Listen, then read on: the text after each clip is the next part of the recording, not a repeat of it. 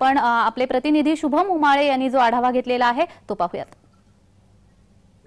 पंतप्रधान नरेंद्र मोदी जे आहेत आज नवी मुंबईच्या दौऱ्यावर आहे आणि त्याच पार्श्वभूमीवर नवी मुंबईचे जे सफाई कामगार आहेत ते सुद्धा आपल्याला तैनात झालेले दिसत आहेत। मुंबई पोलीस असेल किंवा सर्व सुरक्षा दल जे आहेत ते सुद्धा तैनात आहेत, तत्पर आहेत। सोबतच नवी मुंबई महानगरपालिकेचे सफाई कामगार जे आहेत ते आपल्याला इथे दिसून येत आहेत।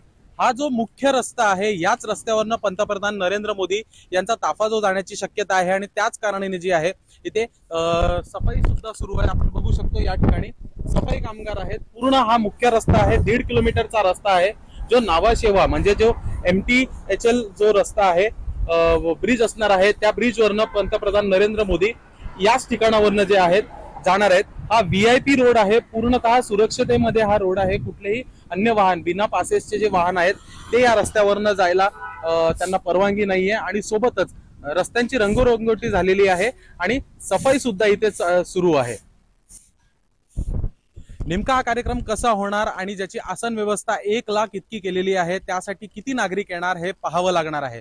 पंतप्रधान नरेंद्र मोदी हे वर्षातील पहिल्यांदाच जे आहे 2024 वर्ष सुरू झालेलं आहे, त्यामध्ये पहिल्यांदाच जे आहे नवी मुंबईमध्ये येताना आपल्याला पाहायला मिळत आहे। मी शुभम उमाळे, जय महाराष्ट्र न्यूज, नवी मुंबई।